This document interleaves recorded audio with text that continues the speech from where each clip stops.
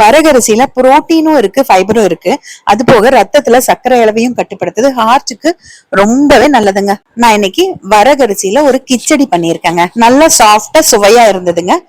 இன்னைக்கு நான் 3 பேருக்கு சின்ன டம்ளர்ல 2 டம்ளர் அளவுக்கு வரகரிசி 5 மணி நேரம் ஊறணும். நான் காலையில செய்யறதுக்கு நைட்டே ஊற வச்சு எடுத்துட்டேன். இது நான் இன்னைக்கு எடுத்திருக்கிறது 150 கிராம் டம்ளர்.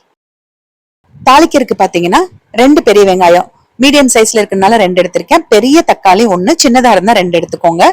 பச்சை மிளகாய் ஒரு 5 எடுத்திருக்கேன். கருவேப்பிலையும் இஞ்சியும் எடுத்திருக்கேன். எல்லாமே கொஞ்சம் வெட்டிக்கலாம். இது நம்ம வெள்ளை ரவையில கிச்சடி பண்ணுவோம் பாருங்க, காய்கறி எல்லாம் போட்டு, அதே தான் இன்னைக்கு வரகரிசியில செஞ்சிருக்கேங்க.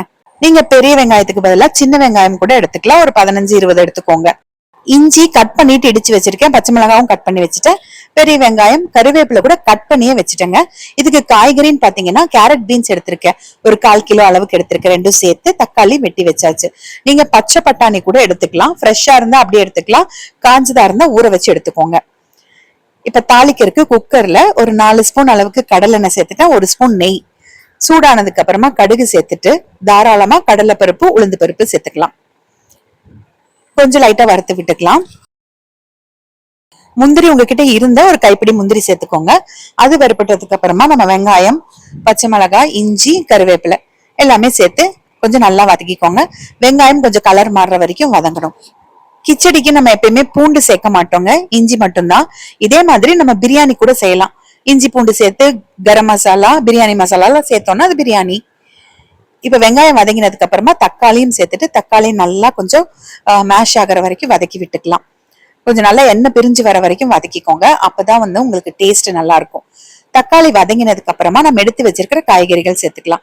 காய்கறிகள் இன்னும் கொஞ்சம் அதிகமா வேணும்னா கூட நீங்க சேர்த்துக்கோங்க. காய்கறிகள் இல்லாம உப்மா மாதிரியும் பண்ணலாங்க. காய்கறி சேர்த்து கிச்சடி மாதிரியும் பண்ணிக்கலாம்.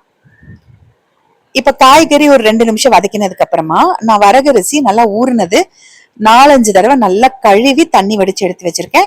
இப்ப அந்த அரிசியை அந்த காய்கறியோட சேர்த்துக்கலாம். இதே கிச்சடி நீங்க வரகரிசிக்கு பதிலா சாமை, குதிரவாளி, திணை எதுல வேணும்னாலும் செய்யலாங்க. இதே மெத்தடு தான். சிறுதானியங்கள்லயே வச்சு பாத்தீங்கன்னா இந்த வரகு தான் சுகருக்கு ரொம்ப நல்லதுன்னு சொல்றாங்க. அதாவது சுகர் வராமையும் தடுக்கும், ரத்தத்துல இருக்கிற சர்க்கரையோட அளவையும் கட்டுப்படுத்தும் அப்படிங்கிறாங்க. வரகு சேர்த்து 2 நிமிஷம் வதக்கினதுக்கு அப்புறமா 1:3 ரேஷியோல 2 டம்ளர் வரகு அரிசிக்கு 6 டம்ளர் தண்ணி சேர்க்கணுங்க. இந்த மக்கு பாத்தீங்கன்னா 3 டம்ளர் பிடிக்கும். அதுல 2 மக்கு நான் சேர்த்திருக்கேன். இதே நீங்க பிரியாணி மாதிரி உதிரியா வேணும்னா 1 டம்ளர் அரிசிக்கு 2 டம்ளர் தண்ணி சேர்த்துக்கோங்க, போதும். இப்ப கொஞ்சம் மஞ்சத்தூள் சேர்த்துக்கிறேன். அதுக்கப்புறமா பொடி உப்பு 1 ஸ்பூன் அளவுக்கு சேர்த்துக்கிறேன். அவ்வளவுதான். நல்லா கலந்து விட்டுட்டு குக்கர் மூடி வச்சிடலாம். நான் கடுகு போடுறதுக்கும் மஞ்சத்தூள் போடுறதுக்கும் யூஸ் பண்ற டப்பாவை பத்தி நிறைய பேர் கேக்குறீங்க. அது ஒண்ணு இல்லைங்க, அது ஸ்பைஸ் ஆர்கனைசர்னு நீங்க ஆன்லைன்ல போட்டீங்கன்னா வரும். 18 பீஸ் ஒரு செட்டா வருங்க. இப்ப குக்கர் மூடி வச்சுட்டு நல்லா ஆவி வந்ததுக்கு அப்புறமா வெயிட் போட்டு கரெக்டா 5 விசில் விட்டீங்க அப்படின்னா வரகு அருமையா வெந்துரும். ஏன்னா நைட் ஃபுல்லா ஊறியும் இருக்கு இல்லையா, அதனால நல்லா வெந்துரும், குழைவா வெந்திருக்கும், சாஃப்டா இருக்குங்க. ஒரு கைப்பிடி கொத்தமல்லி தலையும் சேர்த்துக்கலாம். சேர்த்துட்டு கலந்து விட்டுக்கோங்க. நம்ம நெய் சேர்க்கறது, முந்திரி சேர்க்கறது இது எல்லாமே நம்ம விருப்பம் தான். வேணும்னா சேர்த்துக்கோங்க, வேண்டாம்னா விட்டுடலாம்.